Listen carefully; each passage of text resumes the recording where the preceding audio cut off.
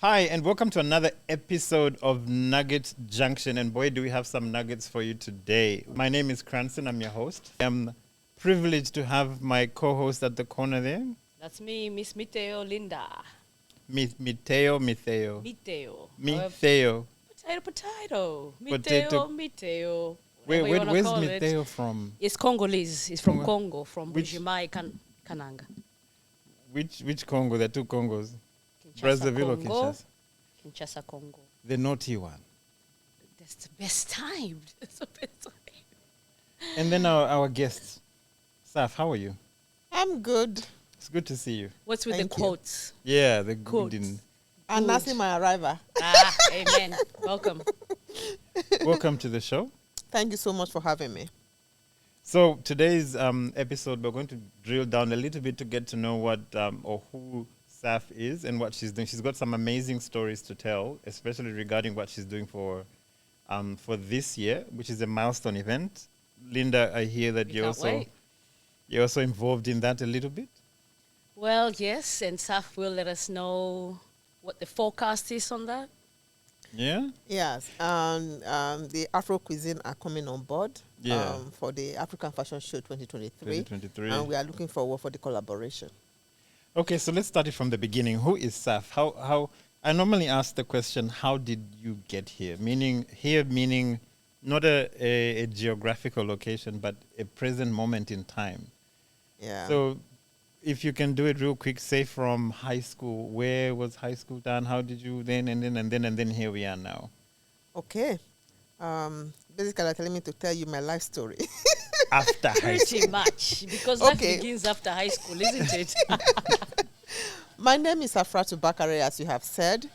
I'm from Africa, West Africa to be precise, Nigeria. I was privileged to be different parts of Nigeria. So my mom is from Ewu and my dad is from Agbede. I happen to school in both places, so I speak both languages. Are they in the same province? Not really. They are in the same state, but different locality. North, south, east, or west of Nigeria? Northern part of Nigeria, but they are close and at the same time very far from each other. I did my primary school there, did my secondary school in Agbede, and I did my high school in Lagos. Crazy country. Yeah. Why do you say that? Why do you say it's Lagos. crazy country? Seriously. Lagos, Lagos Nigeria. is not Is crazy. it not just, it's busy and unique in its own sense. Thank you. It's not crazy. If you live in Lagos, you can live anywhere in the world. I'll put it that way. I did my first degree in Lagos. I knew from the beginning I wanted to do something with my hands, but I just wanted to get a degree as such. And when my husband had the opportunity to be transferred out of Nigeria, he was transferred to the US for work, I ended up going to a cosmetology school where you learn Cosmo? cosmetology, Like Cosmetics and cosmetics. so on. cosmetics. So Oh, Linda, you're very familiar with that. I mean, I'm female, and I am into, beauty and fashion. So yeah, everything that had to do with beauty, hair, face, feet, and everything. But I found out that when my husband was transferred back to Nigeria, so we moved from America he was transferred to Korea. Mm-hmm. Then in Korea, that was when I did my fashion. I went to school for fashion. nice. I couldn't really work in Korea because of the English barrier and all that, so I went back to school. What did you study? In Korea? For fashion. Which Korea? South Korea. South Korea. So when my husband was transferred back to Nigeria, I started my fashion. I do makeup and all that. Then I found out that when people give me contract, like they want me to do the makeup and everything, but because they want to do the Nigeria gele, which is the big one, and I knew how to tie it, but I didn't know how to do all the pleat that you see. And I Wait, looked- so gele is that the huge for the purpose of our listeners Yeah. out there. What is this? It's like a chitenge floral. Oh, okay. Gele is a head wrap, popularly known for used by the African for almost all occasions. So it's like when you dress up to go for a function, you don't have that; it's not complete yet. I knew how to do it, but I didn't know how to do the layers that is predominantly what has taken over the gilly these days. So I found out that I was losing contracts, so I had to go to learn how to do that. Wow. Yeah.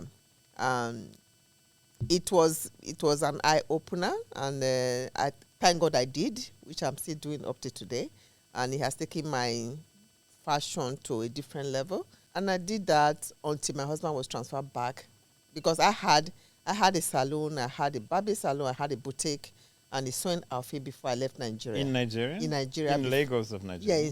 Yeah, in Lagos of Nigeria. No one robbed you or shop or anything? Hey, you think life is Please, just a wrong please, thing? please, Thanks, please. sir. In this podcast today, I don't want to talk anything bad about Nigeria. Lagos. Basically, Not because at all. her husband is still there, so she doesn't want Amen. bad karma. Please. I love it. But I like the narrative within, trying to be positive, in the fact that, Nigerian is connotated to be always negative in different kinds of, variations of things. So it's good that you brought us back to... But the something is that every country has theirs. Everyone does. It's just that Well- Africans' bad side is just be exaggerated. That is why I am so passionate about telling the African story with my fashion. Through There fashion, are good yeah. things that are happening in Africa, which we need to tell people. That's We what need we to let hear. people know for, that. For the record, both of the ladies that are on set today, they can't say anything bad because, one, her husband is still in Lagos. And for my co-presenter that side, her husband is Nigerian. Oh, dear. So it's in their best interest to It's speak in what well, best interest? well of Nigeria. But that is the truth. The way people portray Africa, I will not say Nigeria per se, they just say everything bad about Africa. They don't bring out, the best, the highest paid robotic is a Nigerian. They don't say that. They don't tell you that if you are looking for the best doctor in the world, they are Nigerians. If you go to the America, we have predominantly doctors that are Nigerians. In this Australia, I can tell you we have a lot of professionals. I recently doctors found out that and one engineers. of the most influential engineers who built the internet, the full internet as we know it, was a Nigerian man. There you go. Thank you. So, the best husband is a Nigerian. Yeah. Unless I you guys claim want that. to- I claim that. I Don't claim that. Don't even get me started, okay? Look, let us just go King, back to she's South. holding it down for you. Because So, No, we how should do you... blow our trumpets where we are good. It's just that they shouldn't be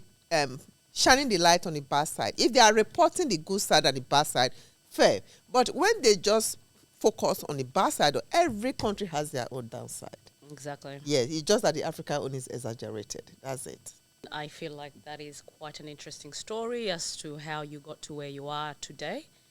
Do you mind elaborating further as far as, now here in Australia, how did you become the Saf that we know to be today? Okay. Was it through that... Was your husband transferred to Australia? Yes. Oh. My husband was transferred to Australia through work. When I got here, I just found out that we were not being represented. Our teenagers, they don't have a platform where they could show their designs and all that. Because if you look at the beauty industry, everybody wants to make you believe that sizes are only good for size 0, size 1, size That's 5. it. But if you look at the African structure, we are not thin. We are not figure 1. Yes. We want a situation where our people are represented. If you look at PET or Australia, to be precise, it's just black and white. But you know that Africa is not black and white. Our colors are bold. They are beautiful. They make a statement. So I wanted a situation where those colors, our heritage, our culture is not forgotten. That is how the African fashion show started. Though I have been doing the beautifier, which is the promoter, the sponsor for the Let's African fashion. Let's get do you backwards. know... Linda? Rewind. Yeah, let's rewind a bit. Do you know about the beautifiers? No, that's what I thought. What is, it's something you can introduce us to. Okay. You know? The beautifier is the sponsor for the African fashion show. The beautifier is a fashion outlet where you get to buy gele, dinner gown, but made with African materials. we don't just focus on African materials. So we want our children, the young ones, to be able to wear this outfit. So we are modernizing the way we are creating these outfits so that it suits all occasions, birthdays, anniversary, marriage, what have you. So we are missing both Australian fabric as well as the African fabric. So when you take our design, you can see the trace of Africa as well as Australia in it. So you are the founder of Beautifiers? Yes, I am the founder of the Beautifier as well as the founder of the African Fashion Show. Amen. That's what I was getting at. Okay. Talk to So us with more the, with about the that. target of beautifiers. Sorry, Linda, 1 second. Is it meant for the modern? Because it sounds to me a little bit like you're also trying to keep that culture going. You're trying to make it relevant, so to speak, so that as the times are changing, obviously your location has changed. You're now here, so you're updating it with Australian fabric and so on. Is that what the philosophy behind it, or is just you spilling out of South Korea to practice your fashion skills? No, not at all. I've been practicing my fashion skill even before I left Nigeria, and I just continue. The purpose of the beautifier is to enable people to wear what they want to wear. Like, you find out that most of our people, when they want to buy anything for occasion, they still have to refer back home. So we are creating that avenue for you to say, oh, you don't have to go home. We have these things here. So it's not just African material. So we are we are modernizing the way we create this outfit so that anybody can actually wear them. We have Australian, who are our customers. We post to every part of the world. So it's not just Australian. As you know, we have between 250 to 270 dialects or community in Australia. Yes, Australia African is quite communities. diversified.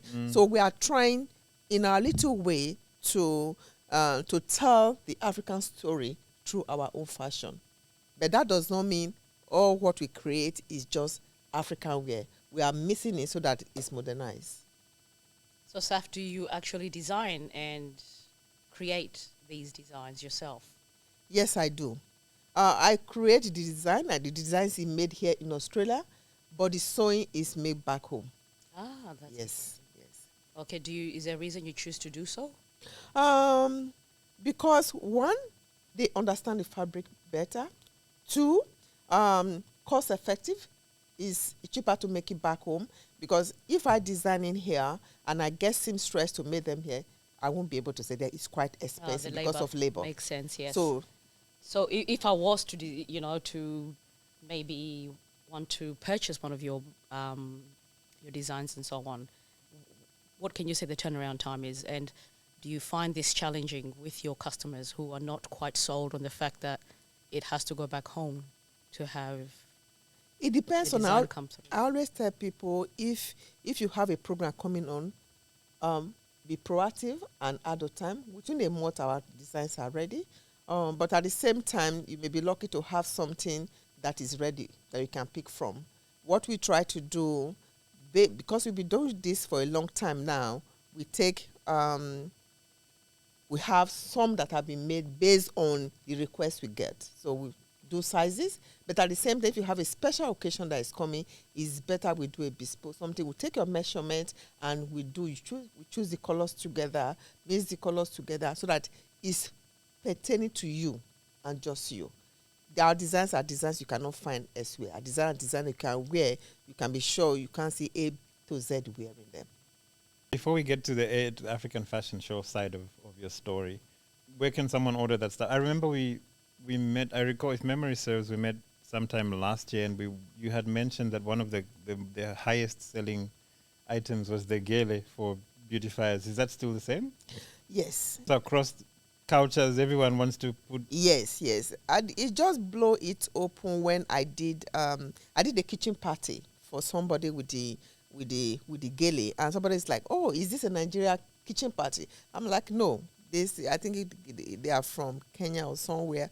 And since then, everybody actually wants to, because it takes that event to a different level. It's unique. It's not something you see every time. So yeah, there's hardly a week I don't have people looking for me to make them. Yeah. Linda, have you ever looked? Now you know where to get the gele, right? Indeed. I mean, I've always been so curious about wearing this gele. Yeah? It is a very tricky garment to wear, to be honest. But I do like how they've modernized it in a way that, now it does come already sold in, Yeah. and pre-done, and it's just sort of like a wash and wear kind of. Plug and play. Like, exactly. So if someone wants to buy it or hire, where do they find you? Do you have a website for beautifiers, or Yeah, we have a website for the big. you have a store, a shop somewhere, or no? Fully online. It's fully online, and if you want to come to the small shop which I have, is by appointment only, because I'm a registered nurse at work as well. Yeah. That's the one part you didn't mention before. I know, right? So how do you balance your work life with your obviously your passion for fashion? It's quite easy. I don't do anything permanent. I work when it's convenient for me. Well, listeners, thanks for being with us this far. We'll take a short break, and then when we come back, we'll hear more about the African Fashion Show 2023. Yeah, let's get into that. This one's going to be a Can't wait. special one. Yeah, that'll be good.